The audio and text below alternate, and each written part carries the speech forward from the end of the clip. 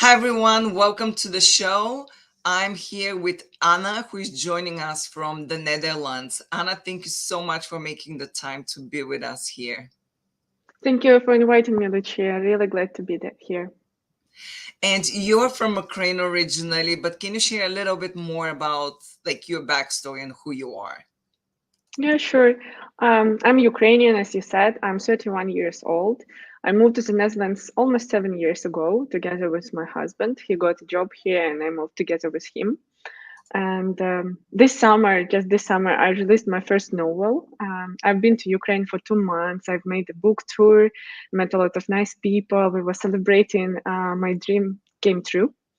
And yeah, I've been living here since 2014. And 26 days ago, war started in Ukraine, and everything changed since then. All my family is in Ukraine.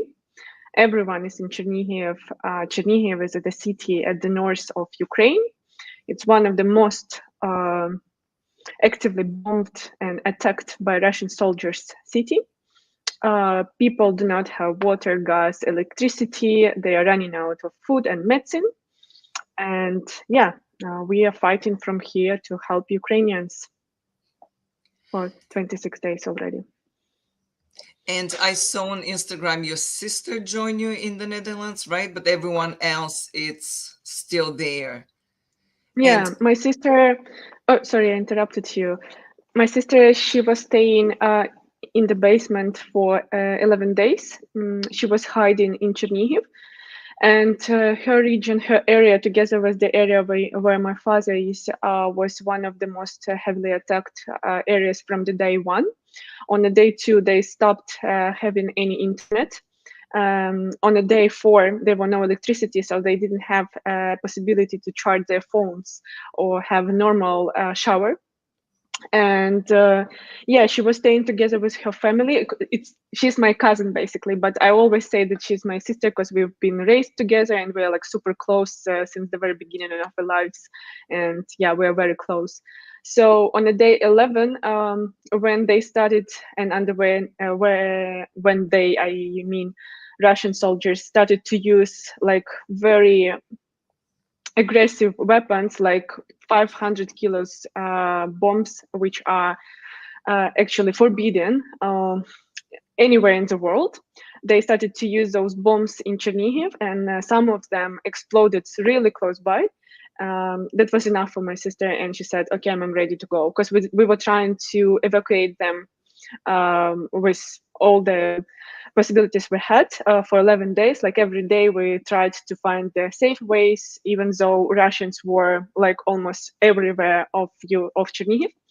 And we were trying to evacuate them. We were trying to contact people we can trust because there are a lot of human trafficking already. People are missing, people are killing by Russian soldiers, and it's a lot of danger. But on the day 11, she said that, okay, I'm ready. So together with my brother, who is right now in the Western Ukraine, and he's deliberately safe, we found out the safe way to get her to the central Ukraine first. She stayed 1 day with my husband's parents, and then she took a train to the Western Ukraine, and from the Western Ukraine, she crossed the border to the Hungary, actually. And from there, she took a plane, and she's living with us for 1 week already. the rest of your family, they didn't want to evacuate, or they couldn't? Well, there is a difficult question to answer because at the very beginning, when the war started, the first the first topic we had in our conversation how to evacuate everyone. But my brother, like my real brother, not my cousin, he's my brother. He's 26 years old and he was in Kiev. Kiev is the capital, so he managed to leave the city on a day 5 and get to the Western Ukraine. But my parents refused to leave because my mom is taking care of her dad, who is very sick right now, and it was not human to leave him. And they decided to stay.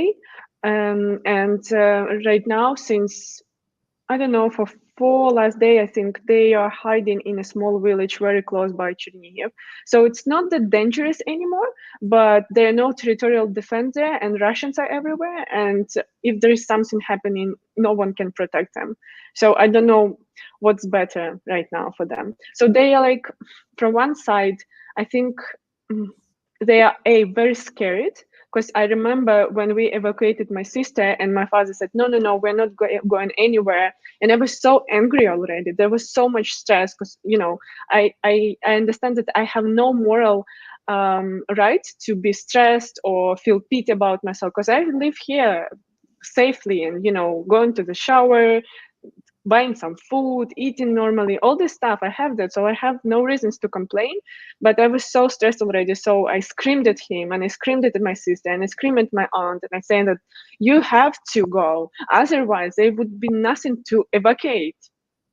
You cannot stay just to protect your houses because you cannot protect them from bombing. So you have to save yourself. So I was like screaming on everyone.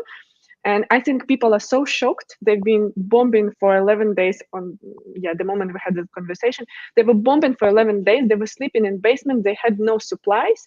They were so scared. They need something, strong message. And I couldn't be soft and I couldn't talk to them in a very understandable way anymore. So I started to scream and somehow they also decided to leave the city, but my father has to leave his car also because the road where they were going is not safe to go by car, so they were basically walking. Yeah, so we have nothing. We have nothing left. They left And, everything. and I'm assuming in the beginning when they were hiding in the bomb shelter, right? Like you didn't have any connection with them, because I know a friend of mine from Ukraine, she lost connection with her mom for 5 days and she thought that the worst happened. So what was going on Yeah, in your head? I mean, probably one thing that. yeah. Well, I lost the connection with my dad for 4 days, and I lost the connection with my mom for 11 days, and that was the most difficult period of time because every night when I go to the bed, I pray and I'm trying to calm myself down, saying that the worst already happened. But the next day I have goose skin right now. But the next day I wake up and I read the news immediately and I realize that no, the worst is happening right now. And the moment I lost all the connection with my dad, of course, we exchange all the numbers with our neighbors, with people we know. So I started to call all of them and no one answered. And of course, I had that hope that they are fine. They just don't have any electricity to charge their phones. But for 11 days, it was too much. It was very difficult to handle. And yeah, of course, I was very stressful and nothing could basically calm me down. But last weekend, when together with my husband, we went to Krakow to help Dutch volunteers with Ukrainian refugees in Krakow, I managed to call to my mom and before that, like 11 days before that call, the last call we had, she said, don't cry, Anna, be strong. Everything is fine. I'm fine. It's all right. Don't cry. So I was like holding my tears. I tried not to cry, but she heard, of course, that I was like holding everything inside. And she was like, you can cry now, Anna. I hear you want to cry. You can cry now. So we cried a little bit, just a little bit while we were talking. And we talked like 10 minutes. And it was, of course, very emotional. um, yeah, that's how it was. And I noticed from so many people that I interviewed in the past week, is it's just, I think it's a national theme that runs through. You're so strong, and this was just a theme, right? Like, we're strong, we'll survive, and we'll not give up, which it's a wonderful skill to have in this day and age. Um, Honestly, yeah. before war, I was so humble and so self-doubt in person. I couldn't disturb anyone asking for help or advice or something. I was like, okay, I'll do it myself somehow. But right now, I don't even knock the doors. I mean, I open the door. I can imagine that people behind this door can help me, or my family, or Ukraine, or anyone I know from Ukraine somehow. And I'm like, hi, I'm Anna. I'm Ukrainian. I'm looking for this kind of help. Can you help me? If you cannot help me, please contact me with someone who can help me. And there are no time for self-doubting anymore. There are no time for hesitation, and impossible does not exist anymore.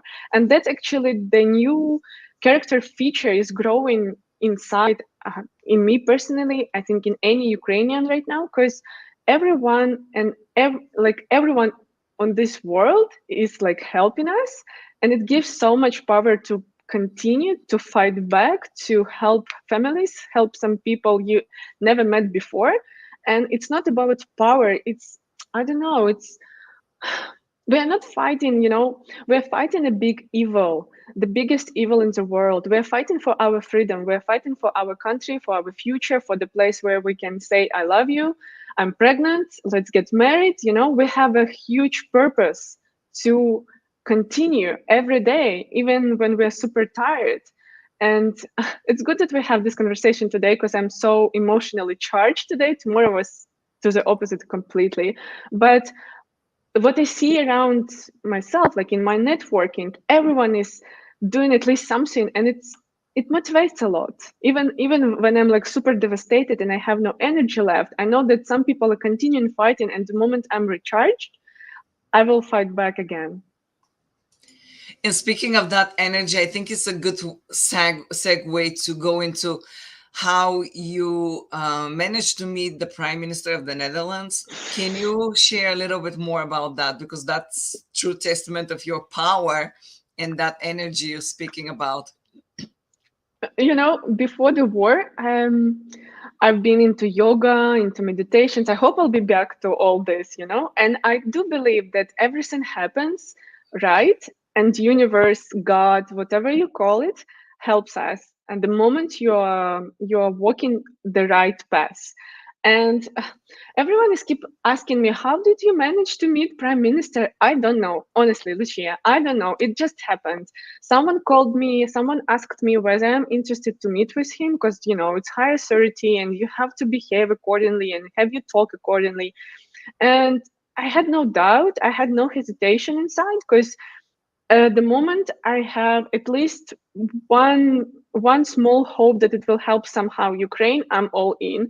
And someone called me on Wednesday asking whether I'm interested, and I said, yeah, of course, yes. Even though I don't speak Dutch that good, like my Dutch is very basic, and I was like, okay, let's do it. And Friday we had a private conversation with him for 2 hours together with other Ukrainians. There were in total 6 of us, and yeah, we talked like we know each other. It was not unusual or uncomfortable. It was okay. He asked questions, we answered those questions, we tried to find some ways out how to help Ukraine. Of course, there are a lot of questions he's trying to manage on like high levels, but I'm just a simple person, and he found 2 hours of his personal time. Yeah, I really appreciate that. And of course, there is one more thing.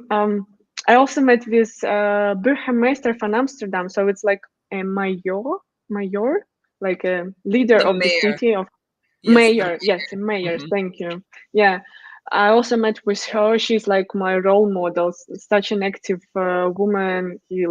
She like published 5 books, shooted several TV series. She's responsible for refugees in Amsterdam, and that was also helpful. And there were 20 Ukrainians, and everyone was doing something. Some people were responsible for working with refugees directly. Someone was responsible for working with kids on a like official levels with some documents. Some people who was responsible on an arts level. Everyone had something to bring to that conversation, and it also helped. I mean, the moment the moment it's moving, I'm all in, as I said, and yeah, it just happens. I don't know how it happens, honestly. There is some magic behind, or someone is protecting or helping me. I don't know. The I have universe. no. It's Yeah, doing I its have no work. explanation. Yeah. And you mentioned there were other people also there meeting him, and you probably met other Ukrainian people or other nationalities that were helping. What would you say now it's most needed, as far as I'm assuming the government does a lot for the refugees, but also people? What is the most needed right now in, let's say, local level, like Amsterdam or the Mm, Netherlands? mm. I think on a country level, I can imagine that there are a lot of different systems, and those systems were not applicable for the situation we are getting through right now. So a lot of people are coming from Ukraine. They need places to stay. They need food. They need some money support, financial support. They need some work to do. Otherwise, they will drive crazy. And Dutch society and any society in the world, I think, was not ready for that. So it can people can think that we are moving super slow, but it's not true. We're like doing a lot every day. It's not just so easy to adjust, I would say. And at this particular moment, what we really need, on what I can assume from my personal experience with work, during the work with refugees, they need work. So they have housing. That's great. They're staying in Dutch families, or they're staying in hotels. That's very nice, because we still have some place for people from Ukraine who are seeking from some place to stay while it's war in Ukraine. They have financial support since last week. That's super cool. So people are not that scared anymore. They are they can officially work and live in the Netherlands for 1 year right now. It's also supported by the government. They need work. That's a very big issue, because not everyone speaks English or any other language than Ukrainian or Russian, and they need work to do, because it's in our DNA. We cannot just sit and wait until someone will come over and help us. We need work to do. And I was thinking that those people who are like who speak no language, they can help other refugees.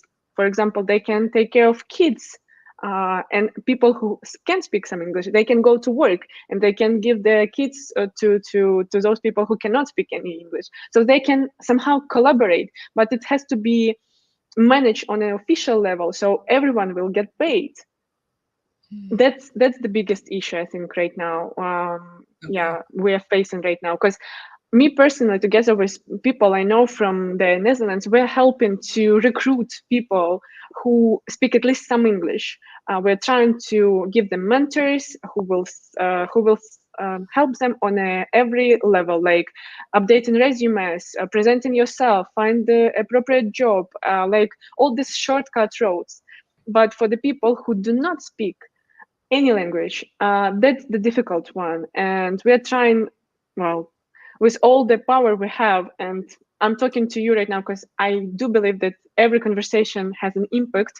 Um, we have to think about those people as well. Yes, maybe one thing that pops in my head while you're speaking, maybe instead of thinking on a local level or physical work, now everything is online. We saw for the past 2 years with the pandemic. So maybe even if they don't speak English, they speak other languages, maybe some virtual platforms like Fiverr, or they have other platforms, I'm Yeah, sure, in Europe that yeah, people can be mentored, because I think a lot of people are technically challenged or they don't know the technical side of things. So maybe help like that. Um, yeah, I'm yeah. wishing someone who is watching that probably has better ideas than mine, that they can comment. That's the first thing, because I'm constantly thinking how other people can ask. Of course, donation can help, and of course, you can host some Ukrainians at your place and help those Ukrainians to settle down, to organize their documents. That's a lot of. I think it's so understandable already. On a day 26, you can do anything you are doing the best, and that will have an big impact on the war in Ukraine. But I also think that it's very important keep talking about that, because of course it's been almost a month, and I can notice that there is less and less interest to war in Ukraine.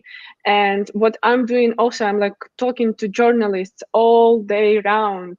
I'm finding witnesses. I find some people who are at the places. I give interviews. I contact journalists with people from Ukraine who've been through difficult situations, like the man from Irpin who lost two daughters and wife during the evacuation, during the Green Corridor. All this stuff, because informative support is a big support right now. And until everyone is talking, until the war is in Ukraine is not a new normal, and it shouldn't be in any cases, that will also give us a lot of support. So if you know any journalists, please send them over to me. Of course, sure. Yes, we Thank can talk about that afterwards. Yeah. And yesterday I interviewed Andrew Kimmel, who is currently in the border of Moldova. He's still helping refugees. What he mentioned was something interesting, that now he sees a lot more traffic going into Ukraine. So a lot of people are going back because they ran out of money, or they decided they want to be close to their families. Have you noticed that? Because he said that that's in the Moldovan border, that's not in the Polish border. But have you noticed that in your experience, or have you heard of other places like that? I know that Netherlands is the country where people wouldn't go, from the very beginning. They would probably go to Poland or Moldova or Hungary, so they're the closest countries around Ukraine. Netherlands is not that popular, so we just started to receive people from Ukraine here. And last time I checked, there were only a couple of thousand here, but local government are expecting at least 50,000 people here. I know and I heard that some people are getting back, but those people are mostly men who've been living in the Europe, and they want to fight back. And the last number I saw was 135,000 people who were getting back to Ukraine to fight against Russian soldiers. But I don't know about the people who've been like refugees. But we try not to call those people refugees, because they are not refugees. They want to work here and they want to be back. So they're like people who are seeking some rest for at least some period of time. I don't know about whether they are getting back from the Netherlands right now, but I can assume, as Moldova or Poland is closer to the border, and there have been more people from Ukraine from the very beginning, and I know that Poland is already occupied, and some other countries already said that we cannot accept refugees or Ukrainians anymore, because we don't have capacity for that anymore. And yeah, I can imagine that people either looking for other places to stay, or they want to return back to Ukraine to at least like safer places like Western Ukraine at the moment. Yes, I know that there also in my city, there are a lot of refugees that came in Bulgaria, but also Bulgaria as a whole. And I cannot imagine, because Bulgaria, it's not, well, it is close, but you have to pass Moldova. So Yeah, that is a lot of traveling with, and I know we had issues with gas, and not many people were able to take cars. So yeah, yeah, and people are still coming, and I see a lot of people in the Facebook group that they're helping, which is absolutely great. And some people are angry about, and it's just yeah, uncomprehendable, because people didn't just leave Ukraine because they wanted to just go and yeah. work somewhere else. They're running from war. What are they supposed to do? So speaking of which, how is now your city, and how is your family? You said they are not like in the city right now, but how is your city right now? Is it still Oh, heavily bombed? every day. So Chernihiv is at the north of Ukraine, and Is it close to Kiev? it's 200 kilometers from Kiev. And So that's about speaking, 2 hours. yeah, it's more Well, or less 2 hours. more. Yeah, Yeah. 2 hours driving a car, less, sometimes less, depends on your speed, of course. Um, for Ukraine is nothing because Ukraine is a big country, but the city also is only 70 kilometers from the Belarusian border, and from the very beginning, Chernihiv was attacked from Belarusian border, and all the soldiers were coming to the suburbs of Chernihiv from Belarusian border, and it hurts. And Chernihiv is like, here's Chernihiv and here's Kiev, so you have to pass by Chernihiv, which is only 300,000 people, to get to Kiev. So Chernihiv is basically protecting the capital of Ukraine for 26 days, and the price is very high. Uh, I think like all hospitals were bombed, maternity hospitals, houses for elderly people, kindergartens, schools, areas where civilians live, area where I was grow up, the house where my father tried to stay for the first 11 days. My best friend's apartment was on fire. Luckily, her mom was yeah, lucky enough to not evacuate, but to just change the houses. So when I watch all those videos, I honestly cannot believe that that's my city because it's been so beautiful. I've been there during the summer. I walked there. I brought my foreign friends there. It was so beautiful. It was completely renovated, and right now it's full of I don't know, ruins.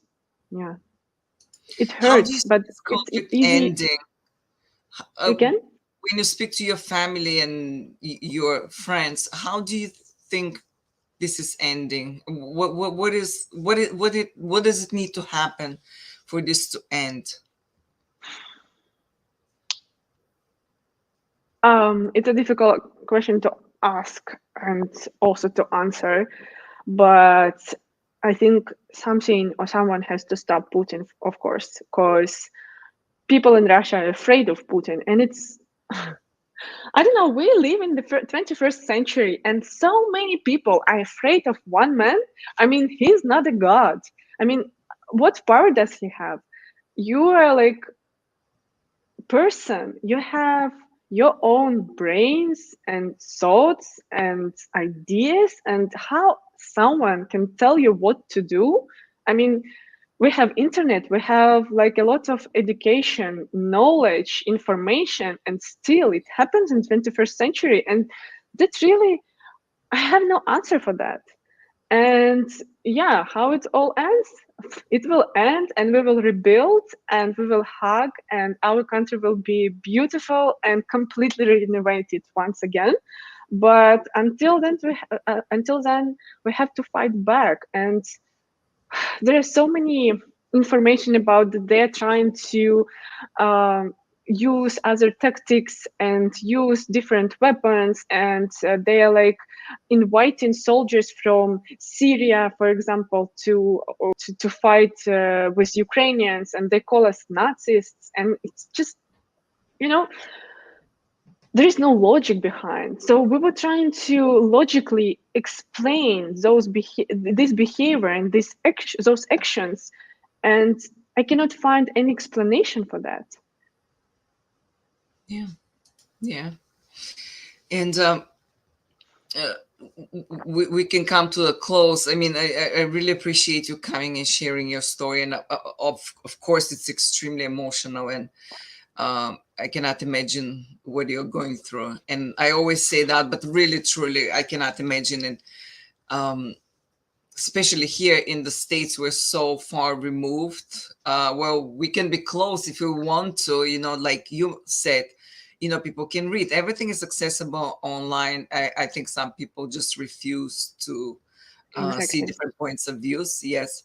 And for those of us who don't, what do you think people from the States can do? I mean, physical help, probably it's at the moment not possible, but what do you think they can do to help?